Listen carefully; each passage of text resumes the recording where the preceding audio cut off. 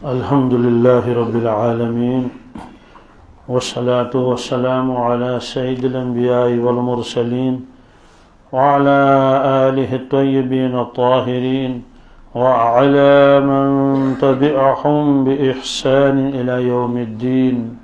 أما بعد، قال الله تبارك وتعالى في القرآن المجيد: فأعوذ بالله من الشيطان الرجيم، بسم الله الرحمن الرحيم. وَلَقَدْ آتَيْنَاكَ سَبْعًا مِّنَ الْمَثَانِي وَالْقُرْآنَ الْعَظِيمَ. لَا تَمُدَّنَّ عَيْنَيْكَ إِلَى مَا مَتَّعْنَا بِهِ أَزْوَاجًا مِّنْهُمْ وَلَا تَحْزَنْ عَلَيْهِمْ وَاخْفِضْ جَنَاحَكَ لِلْمُؤْمِنِينَ وَقُلْ إِنِّي أَنَا النَّذِيرُ الْمُبِينُ. كَمَا أَنزَلْنَا عَلَى الْمُقْتَسِمِينَ الَّذِينَ جَعَلُوا الْقُرْآنَ عِضِينَ. صدق اللہ العظیم. یہ سورہ ہجر کی 27ویں اور 88ویں آیت ہے. اس کی کچھ تفصیل پہلے آ گئی. اللہ تعالیٰ فرماتے ہیں کہ بے شک ہم نے آپ کو 7 آیتیں جو بار بار دہرائی جاتی ہیں اور عظمت والا قرآن عطا فرمایا ہے. اس کی تفصیل آ گئی کہ 7 آیتوں سے مراد یہاں سورہ فاتحہ ہے. اس کا شان نزول کیا ہے، یہ کس موقع پر اللہ تبارک تعالی نے یہ آیتیں نازل فرمائیں. تفسیر ابن کثیر میں لکھا ہے کہ حضرت رسول اکرم صلی اللہ تعالی علیہ وسلم کے یہاں کچھ مہمان آئے، تو مہمانوں کو کھلانے کے لیے آپ کے پاس اس وقت کچھ نہ تھا، تو آپ ایک یہودی کے پاس گئے اور یہودی سے یہ فرمایا کہ مجھے کچھ سامان چاہیے لیکن اس وقت میرے پاس پیسے نہیں ہیں، رجب کے مہینے پہ میں آپ کو یہ ادا کر دوں گا. یعنی ادھار مانگا اس سے، لیکن اس نے انکار کیا. اس نے کہا میں ادھار نہیں دیتا جب تک کوئی چیز یہاں رہن نہیں رکھو گے، گروی نہیں رکھو گے. تو اس وقت آپ نے فرمایا کہ اللہ کی قسم میں آسمانوں میں بھی امین ہوں اور زمین والوں میں بھی امین ہوں، یعنی امانت دار. فرمایا کہ اگر مجھے یہ ادھار دیتا اور یہ چیز میرے ہاتھ فروخت کر لیتا تو میں اس کو ضرور ادا کرتا. تو اس وقت کچھ صحابہ کے دلوں میں یہ خیال آیا، بعض لوگوں نے زبان سے کہا کہ کاش ہمارے پاس مال ہوتا، ہم رسول اللہ صلی اللہ علیہ وسلم کی ضرور خدمت کرتے، کیونکہ اکثر صحابہ غریب تھے. تو اس موقع پر اللہ تعالیٰ نے یہ آیتیں نازل فرمائی. وہ اس میں خطاب تو ہے رسول اللہ صلی اللہ علیہ وسلم کو، لیکن سنانا ہے امت کو. یہ بھی اللہ تعالیٰ کا ایک عجیب معاملہ ہے کہ اگر امتیوں کو ڈائریکٹ سنائیں گے کہ تم ان کی طرف کیوں دیکھتے ہو، ان کے مال و دولت کی طرف، امتی کہے گا بھائی اللہ نے مجھے ڈانٹ دیا، اللہ نے مجھے. اور اس لیے جب بھی ایسا موقع ہوتا اللہ تعالیٰ خطاب فرماتے ہیں رسول اللہ صلی اللہ علیہ وسلم کو. سنانا ہے کن کو؟ جیسے فَأَمَّا الْيَتِيمَ فَلَا تَقْهَرْ، کہ آپ کسی یتیم پر ظلم نہ کریں. تو خطاب کن کو کر رہے ہیں؟ رسول اللہ صلی اللہ علیہ وسلم کو، لیکن سنانا کن کو ہے؟ دوسروں کو. ورنہ آپ نے تو یتیموں کو پالا، یہ تو تصور میں بھی نہیں ہو سکتا آپ ظلم کریں. وَأَمَّا السَّائِلَ فَلَا تَنْهَرْ، اور اگر آپ کے پاس کوئی سائل آئے تو آپ اس کو جھڑکے نہیں، آپ اس کو ڈانٹیے نہیں. تو آپ نے کس کو جھڑکا تھا، کس کو ڈانٹا تھا؟ کسی کو بھی نہیں. وَأَمَّا بِنِعْمَةِ رَبِّكَ فَحَدِّثْ، جو اللہ نے آپ کو نعمتیں دی ہیں اس نعمتوں کا اظہار کرنا چاہیے. تو یہ سارے صفات تو آپ میں تھے، تو سنانا ان کو. تو یہاں بھی سنانا تھا امت کو. کیا؟ لا تمدن عینیک، کیا آپ اپنے نگاہوں کو ان کی طرف نہ ڈالیں. کن کی طرف؟ الی ما متعنا به ازواجا منهم، جن لوگوں کو ہم نے مال و دولت سے نوازا ہے، خوب دیا ہے ان کو. ان میں سے بہت سارے لوگ ہیں جن کو ہم نے بہت سامان دے دیا ہے. آپ ان کی طرف نگاہ اٹھا کر نہ دیکھیں. تو ظاہر سی بات ہے آپ ان کی طرف نگاہ اٹھا کر کیوں دیکھتے؟ جب ایک مومن ہے جو مومن کامل ہو، اس کے سامنے تو دنیا کی کوئی حیثیت نہیں ہے. تو جو نبیوں کا سردار ہو، بات سمجھ آ گئی، اور جو جنت اور جہنم خود اپنے چشمان بار سے دیکھ کے آئے ہوں، ہر وقت ان کے سامنے عالم آخرت کا مشاہدہ ہو، تو دنیا کی حیثیت ان کے نگاہوں میں کیا ہوگی؟ آپ تو خود فرماتے تھے کہ اگر دنیا کی قیمت مچھر کے پر کے برابر ہوتی تو اللہ تعالیٰ دشمنوں کو، جو اللہ کو نہیں مانتے، انکار کرتے ہیں، ان کو پانی کا ایک گھونٹ بھی نہیں دیتے دنیا میں. اللہ فرماتے ہیں میرا تو یہ ضائع ہو جائے گا، پانی کا گھونٹ میں نہیں دوں گا، اپنوں کو دوں گا، دشمنوں کو نہیں دوں گا، تو فرما برداروں کو دوں گا، نافرمانوں کو نہیں دوں گا. تو معلوم یہ ہوا کہ پوری دنیا کی حیثیت مچھر کے پر کے برابر بھی نہیں ہے. اسی طرح سے آپ تشریف لے گئے مدینہ طیبہ میں، وہاں جس جگہ پر لوگ یہ کوڑا کرکٹ ڈالتے تھے، اور کسی کی مرغی مر گئی، کسی کا بھیڑ مر گیا، بکری مر گئی، تو مدینہ طیبہ سے دور جا کے اس کو ڈالتے تھے. وہیں سے جانور کتے وغیرہ جو بھی تھے وہ آ کر اس کو کھاتے تھے. تو ایک مرتبہ آپ وہاں سے تشریف لے گئے، وہ جگہ آج بھی ہے. ہمارا ایک دوست وہاں جب ان سے ملاقات ہوتی ہے تو وہ جگہ دکھاتا ہے کہ یہی جگہ ہے، یہ وہ ہے، یہ وہ ہے. اور انہوں نے کہا کہ یہ وہ جگہ ہے، اور تو اس کو آج انبریہ کہتے ہیں. اور وہاں باقاعدہ آبادی ہے آج، اور مسجد بھی ہے، اور مسجد کا نام مسجد منارتین. یہ انہوں نے بتا دیا کہ یہ وہ جگہ ہے. کتابوں میں تو آیا تھا، اب یہ کون سی جگہ ہے یہ تو معلوم نہیں. انہوں نے کہا یہ وہ جگہ ہے. بہرحال جگہ جو بھی ہو، آپ وہاں سے تشریف لے جا رہے تھے، کچھ صحابہ آپ کے ساتھ تھے، تو وہاں ایک بکری کا مرا ہوا بچہ تھا. آپ وہاں ٹھہر گئے اور اس بچے کی طرف دیکھنے لگے، بکری کا بچہ. تو صحابہ کرام بھی دیکھنے لگے. آپ نے فرمایا صحابہ تم میں سے کون ہے جو اس بکری کے بچے کو 1 درہم میں خریدے؟ ہے کوئی تیار؟ آپ کو معلوم تھا نا کون تیار ہو سکتا ہے، لیکن یہ ان کے ذہن میں بٹھانا تھا تاکہ وہ اپنی زبان سے کہیں کہ اس کو خریدنے کے لیے کوئی تیار نہیں ہے. ظاہر سی بات ہے، مرا ہوا بچہ ہے، اس کو کون خریدے گا؟ تو صحابہ کرام نے عرض کیا یا رسول اللہ صلی اللہ علیہ وسلم، ہم میں کوئی شخص اس کے لیے تیار نہیں ہے اس کو خریدے، کہ یہ تو کسی کام کا ہے ہی نہیں. گویا صحابہ کرام نے کہا یہ حقیر ہے، یہ کسی قیمت کا نہیں ہے، کون خریدے گا اس کو؟ مرا ہوا بکری کا بچہ ہے. آپ نے فرمایا کہ قسم اس پروردگار کی جس کے دست قدرت میں میری جان ہے، والذی نفس محمد بیدہ، اپنا نام مبارک لے کر فرمایا جس کے قدرت میں میری اچھا فرمایا کہ دنیا اس سے زیادہ حقیر ہے اللہ کی نظروں میں جتنا حقیر یہ بکری کا بچہ تمہاری نگاہوں میں ہے. تو جو ہستی لوگوں کے دلوں سے دنیا کی محبت نکال دے تو ظاہر سی بات ہے ان کے اپنا قلب مبارک کا کیا حال ہوگا.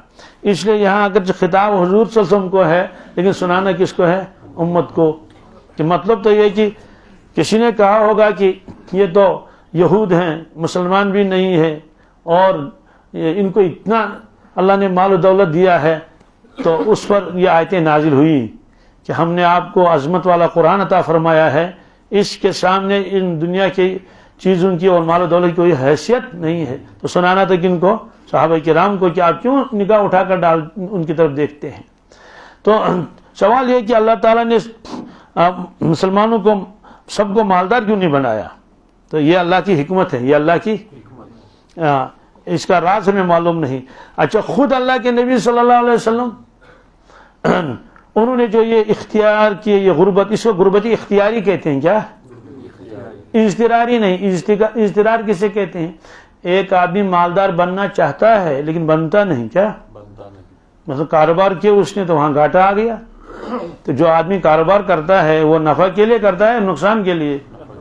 تو جو کاروبار کیا تو اس میں نقصان ہو گیا، کسی سال اس نے اخروٹ خریدے تو اس میں نقصان ہو گیا، کسی سال اس نے سیب خریدے تو اس کا نقصان ہو گیا، کسی جگہ فیکٹری لگا دی تو اس میں نقصان ہو گیا۔ تو بیچارہ غربت کے دن گزار رہا ہے، لیکن اس کا دل نہیں چاہتا ہے کہ وہ غربت کے دن گزارے، وہ چاہتا ہے کہ میں مالدار بن جاؤں، لیکن پھر بھی نہیں بن رہا ہے۔ اس کو غربتی اضطراری کہتے ہیں، کیا؟ تو مجبوری کی وجہ سے وہ غربت کے دن گزار رہا ہے۔ ایک ہے غربت اختیاری۔ اختیاری کا مطلب یہ ہے ایک شخص جان بوجھ کر سیدھی سادی غربت والی زندگی گزارتا ہے، اگر وہ چاہے، کیا؟ تو وہ بادشاہوں کی طرح ٹھاٹھ کی زندگی گزار سکتا ہے۔ یہ حال ہے اللہ کے نبی صلی اللہ علیہ وسلم کا۔ آپ نے جان بوجھ کر ایسا کیا۔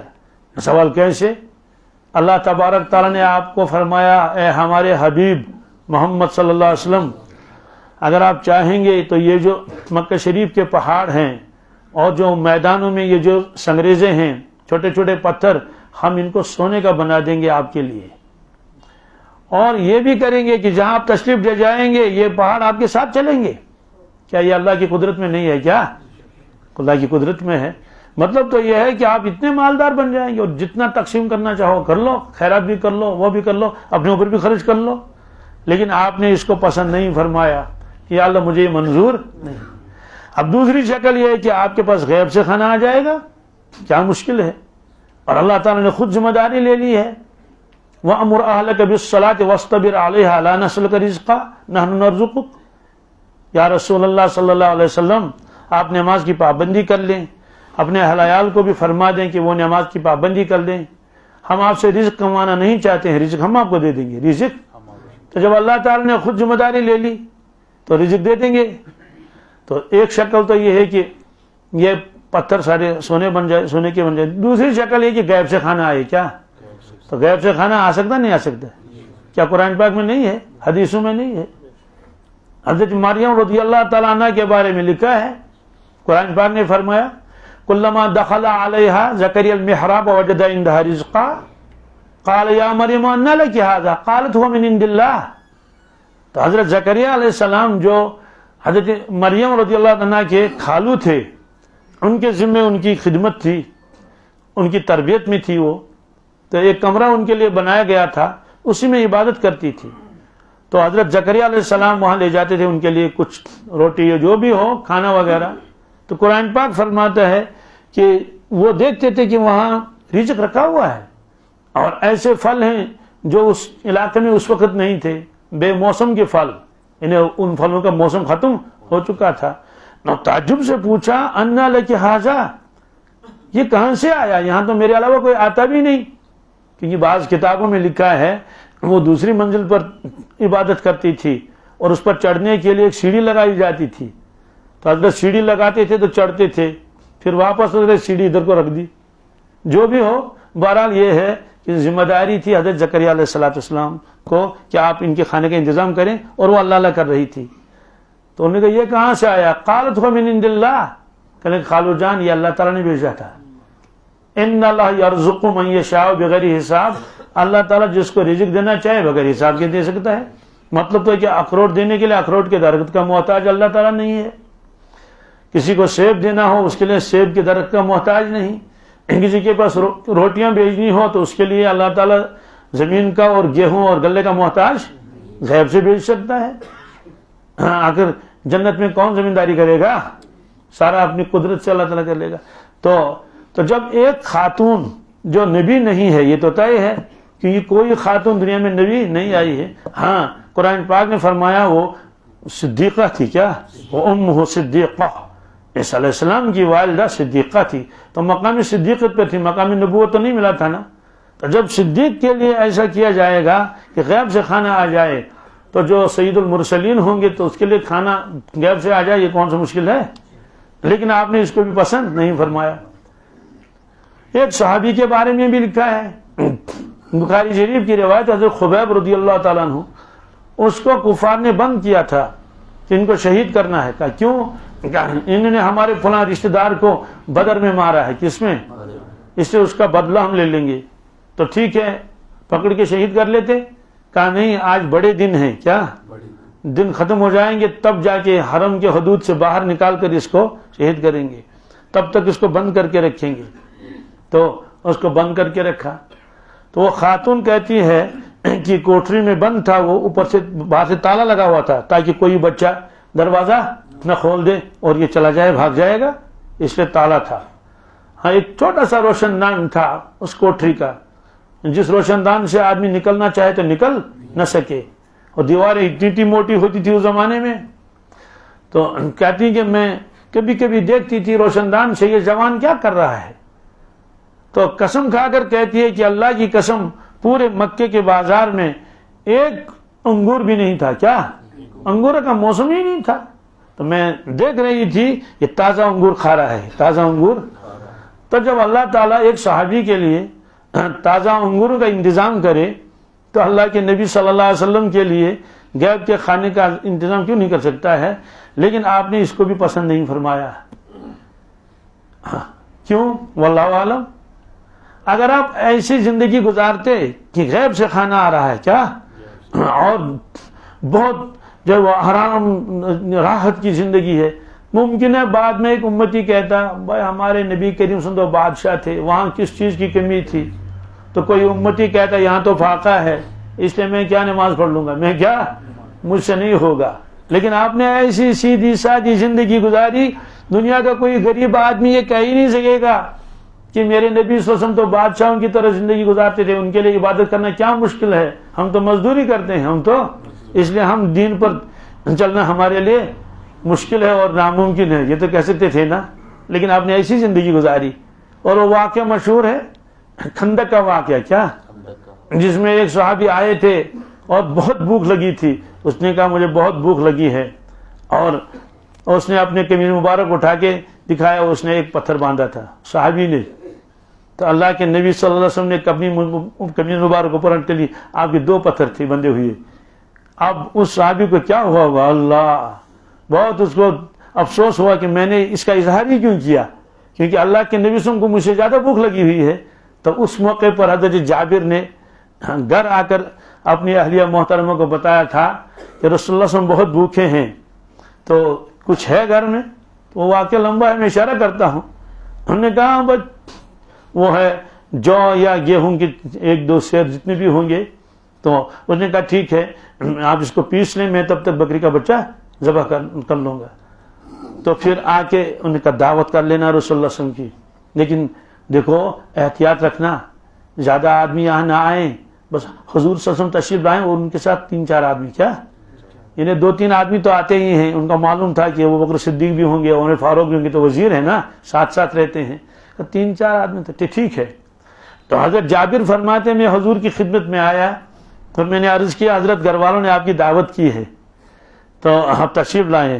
آپ نے فرمایا میں آ جاؤں گا، لیکن تب تک جو ہے وہ آپ گوشت جو ہے اس چیز پہ رکھیں ہانڈی میں ہی، اور جو آٹا آپ نے گوندا ہے اس کے اوپر پردہ رکھ کے کپڑا رکھتے ہیں جیسے وہ ہمارے نانوائی رکھتے ہیں، تو جب تک میں آؤں گا تو پکانا شروع مت کرو۔ آپ نے ایک صحابی سے کہا، صحابی سے اعلان کر دو، کیا کر دو کہ او خندق والو، حضرت جابر نے دعوت کی ہے، کیا انہیں کھانا کھانا ہے۔ تو حضرت جابر گھبرا گئے کہ میں نے خندق والوں کی دعوت نہیں کی ہے۔ وہ گھر آ کر اپنی اہلیہ محترمہ سے کہنے لگا کہ اب کیا کریں گے، اور جہاں ان کا مکان تھا وہ جگہ آج بھی مدینہ طیبہ میں ہے۔ تو وہ جو ہمارا ہاتھ ہوتا ہے نا گائیڈ دکھانے والا، وہ کہتا ہے یہاں حضرت جابر کا مکان تھا۔ خندق بھی معلوم ہے خندق کہاں کہاں ہے، کیونکہ مسجدیں موجود ہیں نا جی۔ خندق میں جو 7 مساجد تھی، یہ مسجد علی ہے، یہ مسجد عمر فاروق ہے، یہ مسجد حضرت سلمان فارسی ہے، یہ مسجد فتح ہے۔ ان میں سے 3-4 مسجدیں اب بھی ہیں، موجود ہیں، 2-3 تو اس میں آ گئی۔ وہ جو نئی مسجد انہیں بنائی اس کا نام مسجد خندق، کیا بہت بڑی مسجد ہے وہاں آج۔ تو اہلیہ محترم نے کہا کہ افسوس آپ نے ایسا کیوں کیا, اعلان کیوں کرایا آپ نے؟ انہوں نے کہا میں نے اعلان نہیں کیا. کہ پھر کس نے کیا؟ کہ اعلان تو خود اللہ کے نبی سے کرایا. پھر کوئی بات نہیں, خود کھلائیں گے. وہ کیا, وہ حضرت تشریف لائے اور لعاب دہن ڈال دیے کس میں, اس ہانڈی میں, ایسے تھو تھو کیا, اور آٹے سے جو کپڑا تھا اٹھا لیا, اس پر بھی تھو لعاب دہن لگایا. فرمایا کہ بیٹھو, 10 آدمی بیٹھیں گے دالان میں. کس میں؟ تو یہ 1-2 عورتیں وہ روٹیاں بنا رہی ہیں اور اس پر ڈال دیں, توے وے جو بھی ہو وہ اس طرح سے, اور باہر صحابہ کو بٹھایا. تو 10 آدمی کو بلائے. کتنے؟ تو 10 آدمی آئے, وہ چلے گئے, پھر اور 10 آئے, وہ چلے گئے. ہانڈی وہی ہے, کس کے اوپر؟ صرف اس میں وہ ڈالتے ہیں وہ بڑا چمچہ اور نکال رہے ہیں اس میں سے. تو یہاں تک کہ سلسلہ چلتا رہا دیر تک, اور لوگ آ رہے ہیں, کھا رہے ہیں, چلے جا رہے ہیں, 10 آدمی 10 آدمی 10 آدمی. پھر اعلان ہوا, اور خندق والا کوئی باقی ہے ابھی؟ سب نے کہتے سامنے کھا لیا سب نے, کوئی باقی نہیں. تو رسول اللہ نے فرمایا کہ حضرت جابر سے, جابر کوئی اب باقی ہے؟ انہوں نے کہا حضرت آپ اور ہم. کیا آپ اور ہم؟ چلو لاؤ ہم بھی کھا لیتے ہیں. تو پہلے ان کو کھلایا صحابہ کرام کو, پھر آخر میں خود تناول فرمایا. تو جابر کے گھر والوں نے بھی کھا لیا. پھر آخر میں بتایا جابر ہانڈی میں دیکھو کیا کتنا باقی ہے, کتنا کم ہو گیا ہے. اور وہ جو آٹا تھا نا اس کے اوپر کپڑا لگا تھا نا, کپڑے کے اندر سے یوں ہاتھ ڈالتے تھے, یوں نکالتے تھے, یوں. حضرت نے فرمایا نا کپڑا ہٹانا نہیں. اور جو وہ ہانڈی ہے اس کے اوپر پھر وہ ڈکن رکھتے تھے, نکالا ڈکن رکھا, کہا اس کو دیکھ لو. تو حضرت جابر نے ڈکن اٹھا کے دیکھ لیا, کہا اللہ کی قسم یا رسول اللہ سم, جتنا پہلے تھا مجھے لگتا اس سے علاوہ ہے اسے, اور آٹا بھی برابر ہے. تو حضرت جابر سے پوچھا گیا کھانا کتنے لوگوں نے کھایا؟ کیا؟ انہوں نے کہا 1400 نے. کتنے؟ کیونکہ خندق کھود رہے تھے نا, سارا مدینہ آیا تھا خندق کھودنے کے لیے. تو بہرحال اس موقع پر آپ نے پہلے اس صحابی کو بتایا کہ میں بھی بھوکا ہوں, میں بھی. تو اس طرح کی زندگی آپ نے جان بوجھ کر گزاری, اور آتا بھی بہت تھا آپ کے پاس, لیکن آپ تقسیم کرتے تھے. کیا؟ آپ نے خود فرمایا اگر جبل احد کے برابر میرے پاس دولت ہو, سونا. کتنے؟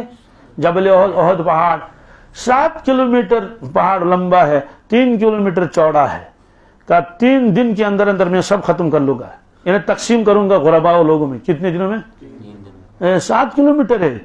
مطلب تو یہ ہے کہ اتنا خرچ کریں گے آپ, اپنے پاس صرف اتنا رکھوں گا جتنا میرے پاس قرضہ ہو میرے اوپر. اس میں گویا کہ یہ بھی ایک ارشاد ہے کہ اپنے اوپر قرضہ نہیں رکھنا چاہیے, قرضہ کی کوشش کرنی چاہیے کیا قرضہ اتارے.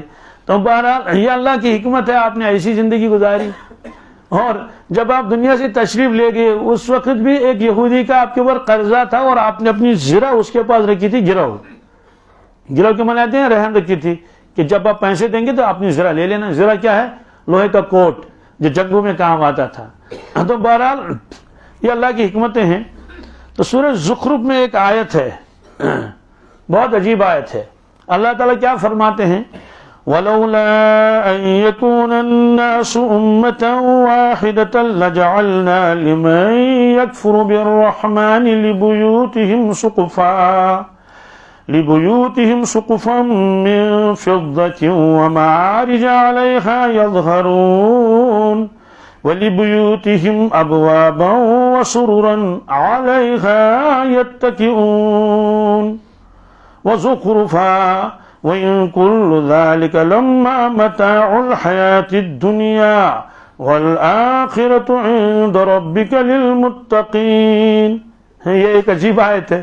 سبحان اللہ. اللہ تعالیٰ فرماتے ہیں اگر یہ اندیشہ نہ ہوتا کہ سارے لوگ ایک جیسے ہو جائیں گے, کیا یعنی اسلام چھوڑ دیں گے, اسلام سب لوگ انکار کر لیتے, تو لجعلنا, ہم ان لوگوں کو دیتے مال و دولت جو حضرت رحمان کو مانتے ہی نہیں, کیا نہ آخرت مانتے ہیں نہ جنت, کچھ بھی نہیں, انکار کرتے ہیں. ہم ان کو دیتے کہ ان کے گھر, اور گھر کی چھتیں اور گھر کے دروازے اور کھڑکیاں اور سیڑھیاں جن سے وہ اوپر چڑھتے ہیں نیچے آتے ہیں, اور وہ تخت جن پر وہ بیٹھتے ہیں, یہ ہم ان کو دیتے سونے کے اور چاندی کے. سونے اور لکڑی کے نہیں, سونے اور, یعنی کسی کے پاس سونے کے ہوتے, کسی کے پاس چاندی کے, یا کچھ چیزیں سونے کی ہوتی, کچھ چیزیں چاندی کی ہوتی.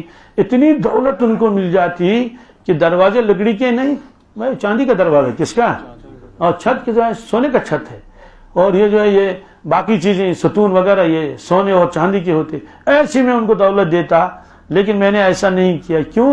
ورنہ لوگ سب اسلام چھوڑ کے ہم کہتے ہیں نہیں سر یہی تو حق ہے، یہی تو، اس لیے اللہ فرماتے ہیں کہ میں نے ایسا بھی کیا، ایسا بھی کیا کہ بعض مسلمان مالدار بھی ہوتے ہیں، غریب بھی ہوتے ہیں، اور اسی طرح سے غیر مومن وہ مسلمان بھی ہوتے ہیں، وہ مالدار بھی ہوتے ہیں اور غریب بھی ہوتے ہیں۔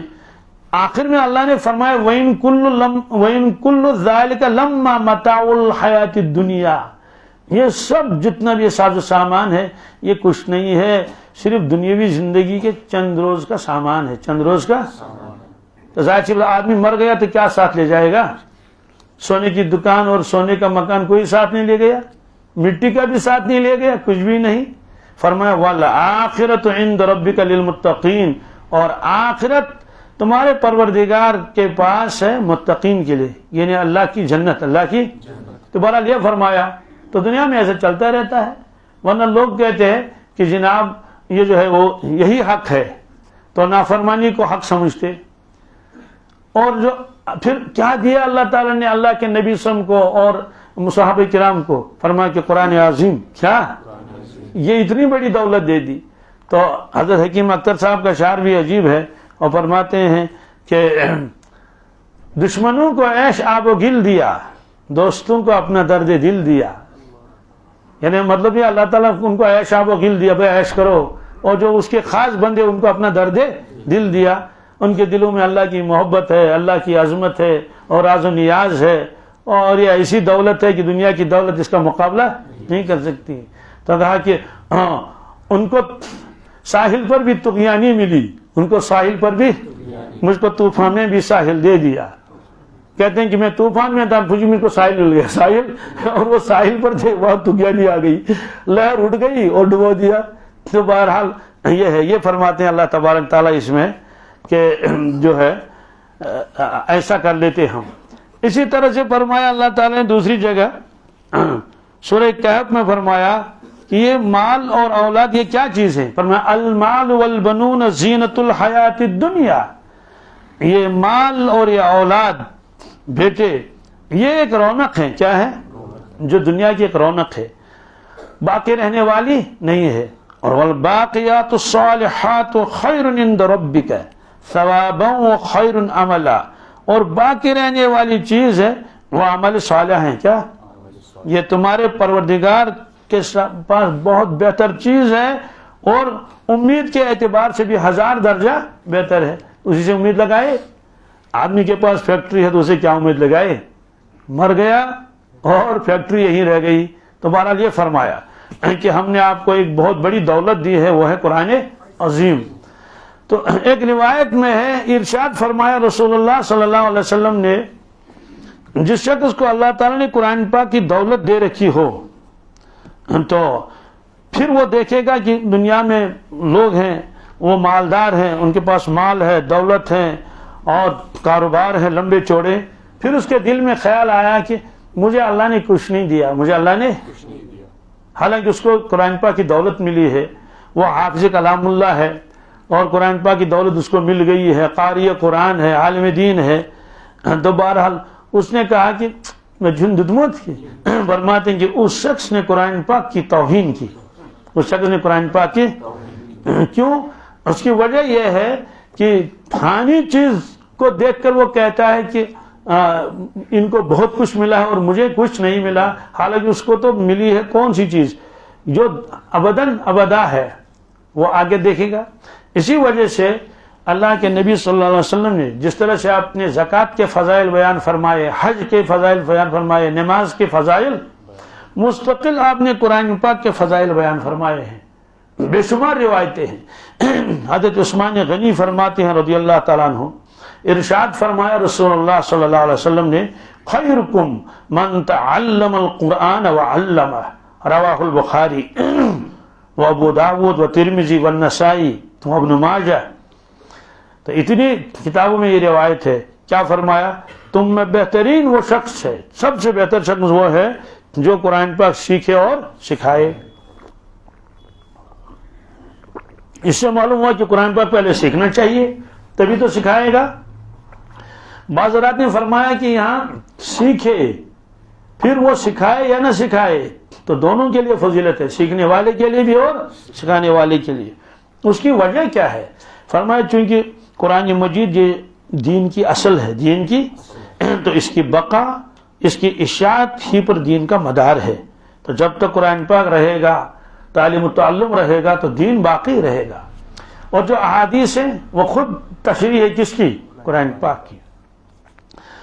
تو یہ فرمایا حضرت سہل تستری رحمۃ اللہ علیہ یہ فرماتے ہیں حق تعالی شانوں سے محبت کی علامت یہ ہے کہ اس کے کلام پاک کی محبت دل میں ہو، یعنی جس کے دل میں قرآن پاک کی محبت ہے یہ علامت ہے اس کے دل میں اللہ کی بھی محبت ہے۔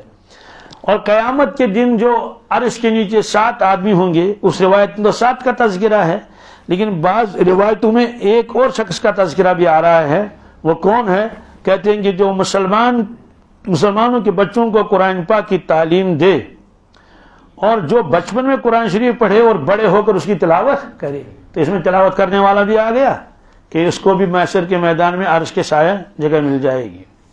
حضرت عقبہ بن عامر فرماتے ہیں کہ ارشاد فرمایا حضرت رسول اللہ صلی اللہ علیہ وسلم نے، ہم لوگ اس وقت صفے پر بیٹھے ہوئے تھے، صفہ وہی ہے روضہ پاک کے پچھلی طرف میں ہے، اس کو شمال کی جانب، کس کی؟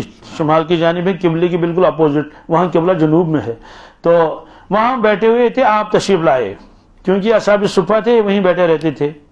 آپ نے فرمایا تم میں سے کون شخص اس کو پسند کرتا ہے کہ وہ صبح صبح جائے بازار بطحان میں یا عقیق میں، وہاں خرید و فروخت ہوتی تھی جانوروں کی، اور وہاں سے 2 اونٹنیاں لائے، بہت بہترین اونٹنیاں، اور کوئی دھوکہ نہیں، کچھ نہیں، ظلم نہیں، گناہ نہیں، قطع رحمی نہیں، بالکل 2 اونٹنے وہ لے کر آئے۔ تو صحابہ کرام نے عرض کیا حضرت اس کو تو ہر شخص پسند کر سکتا ہے کہ 2 اونٹنیاں مفت میں مل گئی، 2 اونٹنیاں، اور گئے اور لائے۔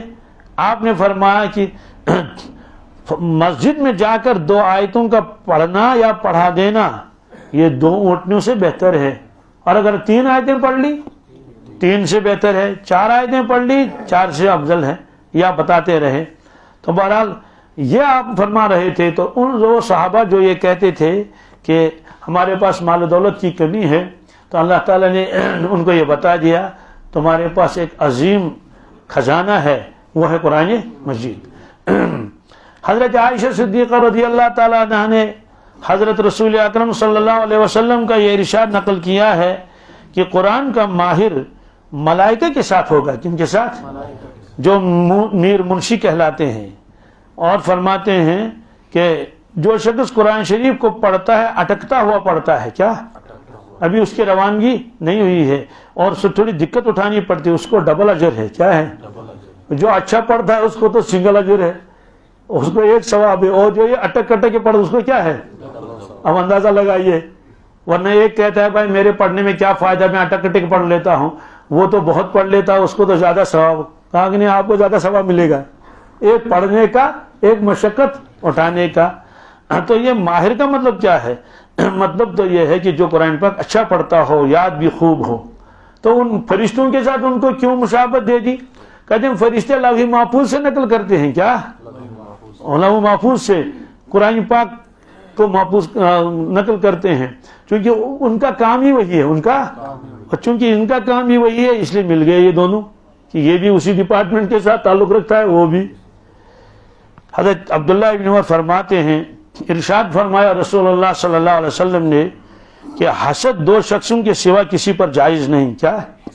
لا حسد الا 2، رجل آتاہ اللہ القرآن فهو یقوم به آناء اللیل وآناء النہار، ورجل آتاہ اللہ مالا فهو ينفق منه آناء اللیل وآناء النہار، رواہ البخاری والترمذی والنسائی۔ یہ کیا مطلب ہے کہ 2 شخصوں کے علاوہ کسی پر حسد جائز؟ سوال، حسد تو جائز ہے ہی نہیں کسی پر، تو 2 شخصوں پر ہی کیوں؟ حسد کی ممانعت بھی آئی ہے کہ حسد نیکیوں کو ایسے کھاتا ہے جیسے آگ لکڑی کو۔ یہ جو حسد کرتا ہے لوگوں سے، فلاں کو گاڑی مل گئی، اس کے پاس گاڑی نہیں رہنی چاہیے، فلاں کو نوکری مل گئی، اس کی نوکری وہ ہونی چاہیے، واپس لے جانی چاہیے، جو بھی ہو، تو فلاں کے پاس مال و دولت یہ نہیں رہنا چاہیے، حسد کہلاتا ہے۔ کیا؟ تو یہ حسد بہت بری چیز ہے. کیوں؟ سب اللہ کے بندے ہیں. جب آدمی چاہتا ہے کہ مجھے یہ چیز ملنی چاہیے دوسروں کو بھی ملنی چاہیے. حسد یہی ہے کہ یہ چیز اس کے پاس نہ رہے, مجھے ملے یا. تو یہاں حسد سے مراد ہے رشک. کیا ہے؟ رشک کر سکتے ہیں. رشک کیا مطلب ہے؟ یا اللہ آپ نے اس کو ایسے دے دیا مجھے بھی دے دے, اس کے پاس جو ہے وہ رہے, اضافہ یہ ہو جائے کوئی کمی اس کو, لیکن مجھے بھی ایسے دے دے. اس کی اجازت ہے. یہ ہر نعمت کے بارے میں ایسا آدمی تمنا کر سکتا ہے, لیکن آپ نے اس میں فرمایا کہ گویا کہ عام حالات میں دوسری چیزوں کے بارے میں تو گویا رشک بھی نہیں کرنا چاہیے. کیا؟ بھائی جو اللہ نے دیا اس پر راضی رہے. وہ روایت اس سے پہلے بھی آ چکی ہے. حضرت ابو ہریرہ رضی اللہ تعالیٰ عنہ فرماتے ہیں ہم لوگ خدمت اقدس میں حاضر تھے. اللہ کے نبی صلی اللہ علیہ وسلم نے فرمایا من یأخذ عنی ہؤلاء الکلمات فیعمل بہن او یعلم من یعمل بہن, کہ مجھے کچھ ارشاد فرمانا ہے اس وقت. آپ میں سے کوئی شخص ہے جو ان ارشادات کو حاصل کرے, لیکن شرط یہ ہے کہ اس پر عمل کرے اور دوسروں کو سکھائے. ارشاد بھی نہیں فرمایا, پہلے ہی شرط لگا دی, اس پر عمل بھی کرنا ہے اور دوسروں کو پہنچانا ہے. یہ تو بہت مشکل ہے نا, جب معلوم ہی نہیں کیا فرمائیں گے, پتہ نہیں میں کر سکوں یا نہ کر سکوں. تو یہ حضرت ابو ہریرہ رضی اللہ عنہ فرماتے میں نے کہا انا یا رسول اللہ صلی اللہ علیہ وسلم, میں اس کے لیے حاضر ہوں. کیا؟ نے کہا جو بھی ہو میں عمل کر لوں گا. اتنے پختہ تھے. اللہ اکبر. کیونکہ خود فرماتے ہیں کہ میرے پاس نہ دکان تھی نہ میرے پاس باغ تھا, بس 24 گھنٹے پڑا رہتا تھا. کس میں؟ صفحے کے اوپر اور مسجد نبوی میں رہتا تھا. اسی لیے سب سے زیادہ روایتیں انہوں نے کی ہیں. تو انہوں نے کہا جو بھی ہو, تو آپ نے مجھے اپنے قریب بلایا, فاخذ بیدی, آپ نے میرے دست مبارک کو اپنے دست مبارک میں ایسے تھام لیا. وعد خمسا, تو 5 چیزیں گنائی. کتنی؟ ایک فرمایا اتق المحارم تکن عابد الناس. فرمایا ابو ہریرہ محارم جو ہیں حرام چیزیں ان سے اپنے آپ کو بچاؤ, دور رہو ان سے, تو عابدوں میں پہلا نمبر ملے گا. دوسرا فرمایا وَرَضَّ بِمَا قَسَمَ اللَّهُ لَكَ أَغْنَى النَّاسِ تَكُنْ أَغْنَى النَّاسِ, جو اللہ نے لوگوں کو مال و دولت دیا ہے نا, اس کی طرف نظر نہ کرنا. جو آپ کو اللہ نے خود دے دیا اس پر قناعت کرنا. کیا؟ وَرَضَّ بِمَا قَسَمَ اللَّهُ لَكَ, راضی رہنا اس پر جو اللہ نے آپ کو دے رکھا ہے. تو تکن اغنى الناس, مالداروں میں پہلا نمبر آپ کو لکھ دیا جائے گا. مطلب اس پر قناعت کرنا, لوگوں کے مال و دولت کو دیکھ کر رشک بھی نہ کرنا, یا اللہ مجھے یہ ملے, یا اللہ مجھے. بہرحال فرمایا اگر رشک کرنا ہوتا تو میں لوگوں سے کہتا ہے 2 شخص قابل رشک ہیں. کتنے؟ ایک وہ شخص جس کو اللہ نے قرآن پاک عطا فرمایا ہو اور وہ رات دن اس کی تلاوت کرتا ہے. کیا کرتا ہے؟ تلاوت کرتا ہے. دوسرا وہ شخص جس کو اللہ نے مال دیا ہو. کیا؟ اور وہ مال کو خرچ کرتا ہے رات اور دن نیک کاموں میں. کس میں؟ یہ 2 شخص واقعی قابل رشک ہیں. اس کے علاوہ کوئی قابل رشک نہیں ہے. کیوں؟ یہ 2 شخص جو ہیں اللہ, ایک تو اللہ کے کلام کے ساتھ مشغول ہے. کیا ہے؟ اور عجیب بات ہے اس کا نمبر پہلے بتایا. کلام اللہ کے ساتھ مشغول ہونے والے کا نام کیا لے لیا؟ پہلے لے لیا. اور دوسرے نمبر پر مال والے, کیونکہ وہ مال والا مال خرچتا ہے, کرتا ہے غربا پر, یتامہ پر, مدارس پر, مساجد پر, یتیموں پر, ہے نا. اس لیے اللہ نے اس کی اتنی فضیلت بتائی ہے. اور روایت میں ہے کہ ایک روایت میں سلطہ, مسلط کر دیا اس کے اوپر. الحمدللہ تلاوت کرنے والے آج بھی ہیں. آپ کو تعجب ہو جائے گا, اس مجلس میں ایک شخص وہ بھی ہے جو روزانہ 10 پارے پڑھتا ہے. کیا؟ اسی مجلس میں ہے وہ. کس میں؟ اسی محفل میں ہے وہ. جی, تو 10 پارے روزانہ پڑھتا ہے. معلوم ہوا کہ زمین خالی نہیں, زمین خالی نہیں.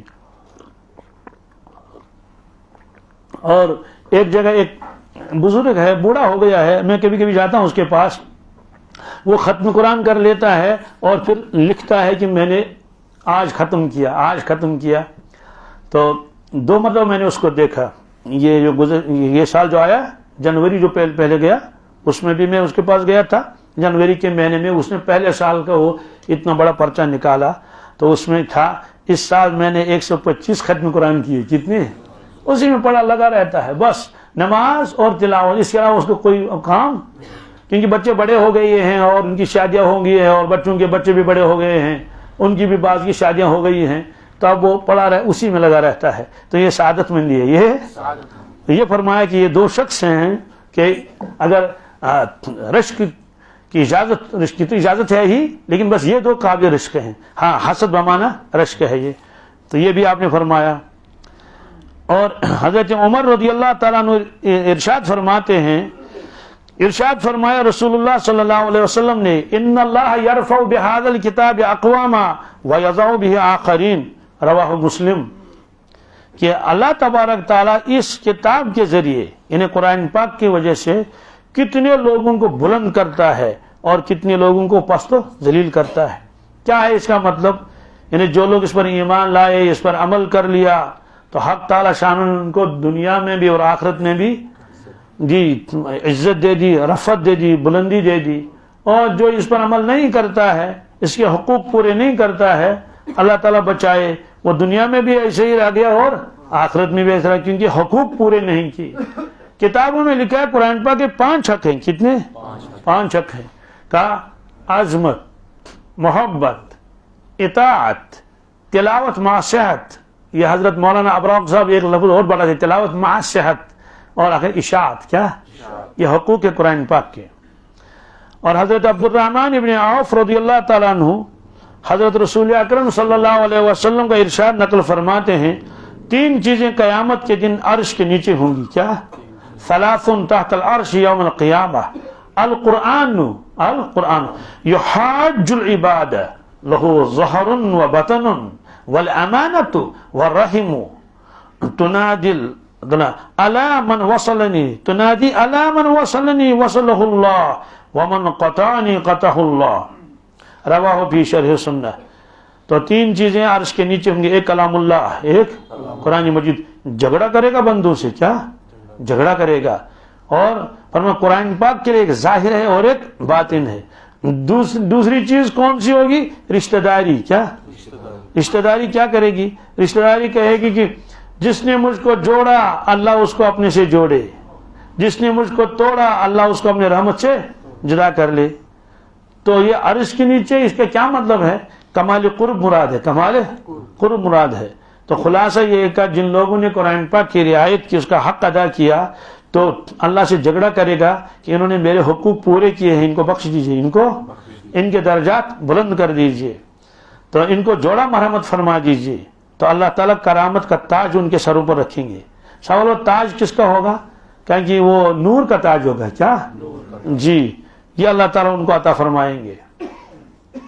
اور قرآن پاک یہ کہے گا، یا اللہ، ہم جس نے میرے حقوق ادا کر لیے آپ اس سے راضی ہو جائیں، آپ اس سے.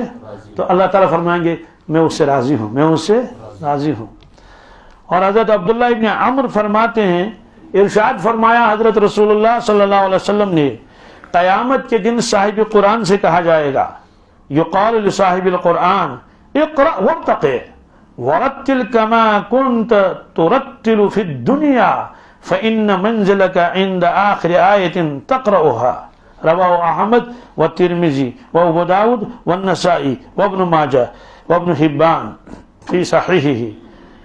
قیامت کے دن صاحب قرآن سے کہا جائے گا، صاحب قرآن شریف پڑھتا جا، بہشتوں کے درتوں پر در چڑھتا جا. معلوم ہوا کہ نمازوں کا ثواب الگ ہوگا، اور زکوٰۃ وغیرہ کا الگ ہوگا، اور تلاوت کا الگ ہوگا، لیکن صرف یاد کرنے کا اس کا ثواب الگ ہوگا. کہتے ہیں کہ پڑھتا جاؤ چڑھتا جا. جیسے تم دنیا میں ٹھہر ٹھہر کر پڑھتا تھا، تو پس تیرا رتبہ اور تیری منزل وہی ہے جہاں آخری آیت پر پہنچے. تو شارحین لکھتے ہیں بظاہر تو اس سے صاحب قرآن مراد ہے، حافظ قرآن مراد ہے. بعض لوگوں نے کہا اس سے وہ شخص بھی مراد ہے جو کثرت سے تلاوت کرتا ہو، جو کثرت سے. جی، تو یہ ورتل القرآن، یہ کیا مطلب ہے؟ اس کا مطلب ہے کہ صاف اور واضح طور پر پڑھنا، صاف اور تاکہ سننے والے کو بھی سمجھ میں آئے. اور حضرت عبداللہ ابن مسعود فرماتے ہیں، ارشاد فرمایا حضور اکرم صلی اللہ علیہ وسلم نے، جو شخص ایک حرف کتاب اللہ کا پڑھے اس کے لیے ایک حرف کے اس ایک نیکی ہے، اور ایک نیکی کا اجر 10 نیکی کے برابر ہے، 10 نیکی کے برابر. پھر آپ نے بطور مثال کے فرمایا کہ میں یہ نہیں کہتا ہوں الف لام میم ایک حرف ہے، نہیں، الف ایک حرف ہے. کیا؟ الف حرف، الف ولام حرف ومیم حرف. کہتے ہیں 3 حروف ہیں. تو الف لام میم پڑھنے سے 30 نیکیاں ملتی ہیں. کتنی؟ 30 نیکیاں ملتی ہیں. اور حضرت معاذ جوہنی رضی اللہ تعالیٰ عنہ ارشاد نقل فرماتے ہیں رسول اللہ صلی اللہ علیہ وسلم کا کہ جو شخص قرآن شریف پڑھے گا من قرأ القرآن وعمل بما فیہ البس والداہ تاجا یوم القیامہ اور ضوءہ احسن من ضوء الشمس. فرماتے ہیں جو شخص قرآن پاک پڑھے گا پھر اس پر عمل کرے گا پھر اس کے والدین کو قیامت کے دن اللہ تعالیٰ تاج پہنائیں گے اور جس کی روشنی آفتاب کے روشنی سے زیادہ ہوگی. پھر آپ نے فرمایا اگر آفتاب تمہارے گھروں میں آ جائے تو کتنی روشنی ہوگی. فرمایا کیا گمان ہے پھر اس شخص کے متعلق, یہ تو والدین کو اتنا ملے گا تو اس کو خود کتنا ملے گا. اس سے معلوم ہوا کہ اگر ہم تلاوت کی کثرت کریں گے اس کا نفع ہمارے والدین کو بھی پہنچے گا, یہ فرمایا. تو اس میں فضیلت ہے تلاوت کرنے والے کی بھی اور والدین کی بھی. تو کون نہیں چاہتا کہ میرے والد صاحب کو وہ کر لیا جائے. تو ایک روایت اور ہے, اس میں ہے کہ جو شخص قرآن شریف پڑھے اس پر عمل کرے اس کو تاج پہنایا جائے گا جو نور سے بنا ہوگا, اور اس کے والدین کو ایسے 2 جوڑے پہنائے جائیں گے کہ تمام دنیا اس کا مقابلہ نہیں کر سکے گی. تو وہ عرض کریں گے یا اللہ یہ جوڑے کس صلے میں ہم کو ملا. تو وہ ارشاد ہوگا تمہارے بچے کے قرآن شریف پڑھنے کے بدلے میں. اس سے معلوم ہوا کہ جو بچہ چاہے والدین نے اس کو پڑھایا ہو یا وہ خود محنت کر کے پڑھے, دونوں صورتوں میں اس کے والدین کو یہ ثواب مل جائے گا. تو حضرت علی فرماتے ہیں رضی اللہ تعالیٰ عنہ, ارشاد فرمایا حضرت رسول اللہ صلی اللہ علیہ وسلم نے جس شخص نے قرآن شریف پڑھا پھر اس کو حفظ کیا اور اس کے حلال کو حلال جانا حرام کو حرام جانا جی, تو فرماتے ہیں کہ اس کو اللہ تعالیٰ جنت میں داخل فرما دیں گے اور اس کے گھرانے میں ایسے 10 آدمیوں کے بارے میں سفارش قبول فرمائیں گے جن کے لیے جہنم واجب ہو چکی ہو, جن کے لیے جہنم جی. وَشَفَّعَهُ فِي عَشَرَةٍ مِّنْ أَهْلِ بَيْتِهِ كُلُّهُمْ قَدْ وَجَبَتْ لَهُ النَّارُ رواہ احمد و ترمذی. تو یہ اس کی فضیلت ہے. اس کو کہا جائے گا 10 آدمی کی آپ سفارش کریں گے. کتنی؟ لیکن کس حافظ کے لیے یہ ہے کہ جو اس پر عمل کرتا ہو, کیا حلال کو حلال جانے حرام کو. ورنہ اللہ تعالیٰ بچائے بعض حفاظ کوتاہی کرتے ہیں, وہ تو نماز بھی نہیں پڑھتے, کیا نمازوں میں بھی کوتاہی کرتے ہیں, ان کے لیے یہ فضیلت نہیں, کیونکہ اس میں فرمایا نا حلال کو حلال جانے حرام کو حرام جانے. تو جو کوتاہی کرے گا اس کے لیے فضیلت نہیں ہے. تو اس میں حافظ قرآن کے لیے خاص فضیلت ہے کہ 10 آدمی کی وہ سفارش کرے گا. وعن ابن عباس رضی اللہ تعالی عنہ قال قال رسول اللہ صلی اللہ علیہ وسلم ان الذي ليس في جوفه شيء من القرآن كالبيت الخرب رواہ الترمذی ورواه الدارمی والحاکم. حضرت عبداللہ ابن عباس رضی اللہ عنہ فرماتے ہیں ارشاد فرمایا حضرت رسول اللہ صلی اللہ علیہ وسلم نے بے شک وہ دل اور وہ سینہ جس میں قرآن پاک کا کوئی حصہ نہیں ہے اور وہ بمنزل ویران گھر کے ہے, کیا اس کو تشبیہ دیتی ویران گھر کے ساتھ, یعنی جس کے سینے میں جس مسلمان کو کچھ بھی قرآن پاک یاد نہیں ہے. اللہ بچائے ایسے بھی بہت سارے ملیں گے کہ ان کو ایک سورت بھی یاد نہیں ہے. وہ واقعہ میں نے بہت سارے مطلب آپ کو بتایا بھی ہے. تو اس کو ویران گھر کے ساتھ تشبیہ دے دی. ویران گھر میں خالی گھر, اور فارسی کا محاورہ ہے خانہ خالیرہ دیو میں گیرد, جہاں کوئی نہیں رہتا ہے اور شیاطین آتے ہیں اور اس میں بیٹھ جاتے ہیں. وہ اس میں یہ فرمایا جو آدمی قرآن پاک پڑھتا نہیں ہے, کچھ بھی یاد نہیں ہے زبانی, تو اس کے اوپر شیطان مسلط ہو جاتا ہے, جس طرح سے جنات نے گھیرا ڈال دیا اس گھر میں. اس سے معلوم ہوا اس کا خاص خیال رکھنا چاہیے کہ کچھ نہ کچھ قرآن پاک یاد کرنا چاہیے. اب ایک روایت ہے کہ زبانی پڑھنا افضل ہے یا دیکھ کے پڑھنا, وہ روایت آپ سن لیجئے.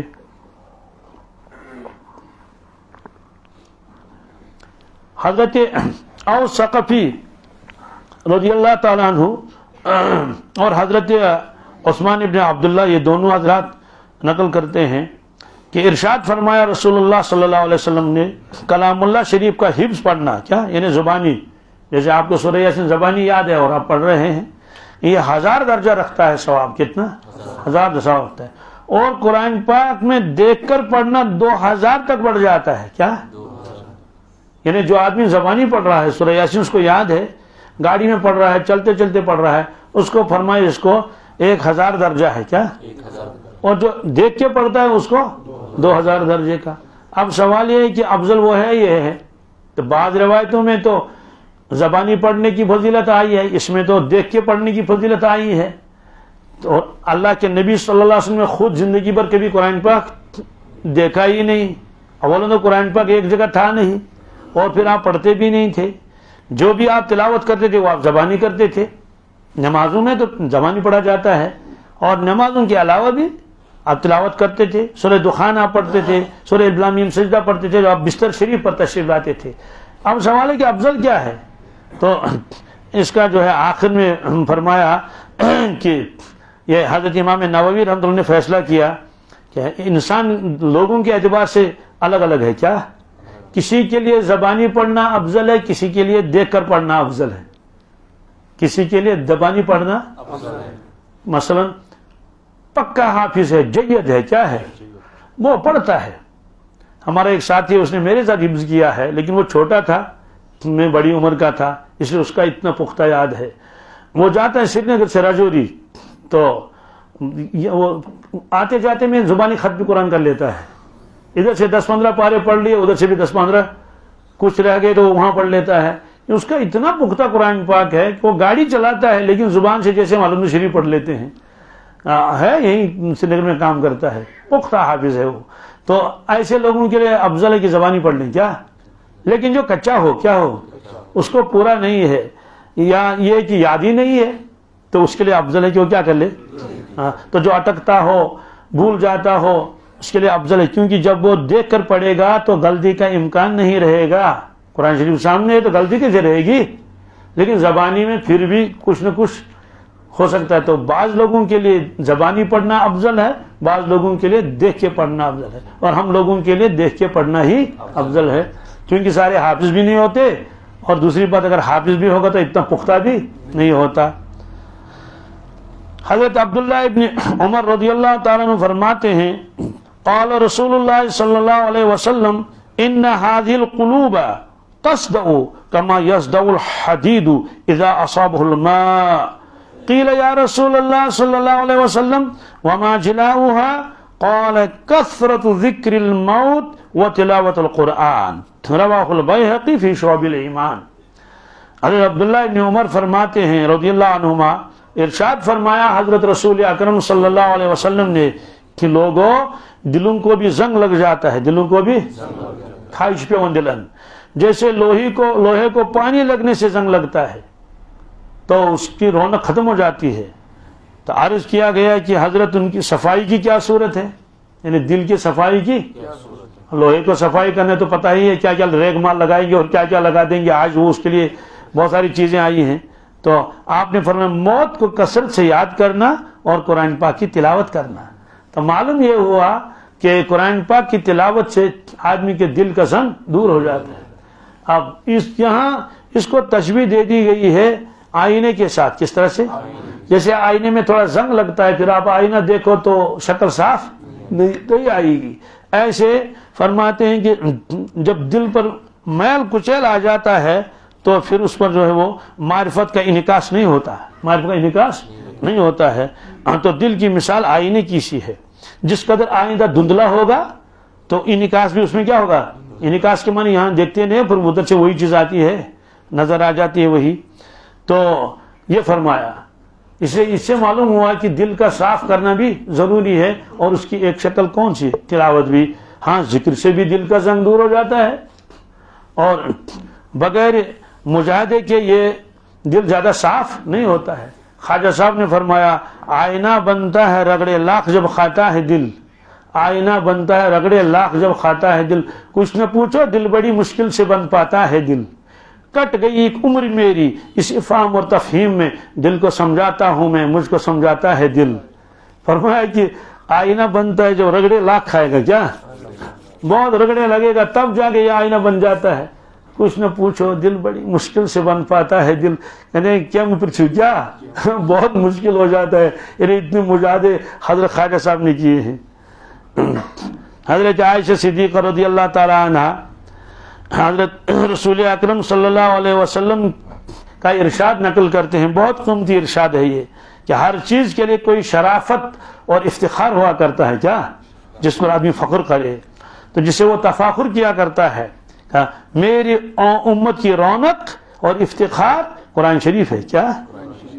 یعنی لوگ اپنے آبا و اجداد اور خاندان سے بہت ساری چیزوں کو منسوب کر کے ان کی بڑائی ظاہر کرتے ہیں کیا، ان کی شرافت ظاہر کرتے ہیں. پدرم سلطان بود فرماتی ہے میری امت کا جو افتخار ہے، جو باعث فخر جو چیز ہے، وہ قرآن پاک ہے کیا. تو اس کے پڑھنے سے، اس کے یاد کرنے سے، اس کے پڑھانے سے، اس پر عمل کرنے سے غرض ہر چیز قابل افتخار ہے.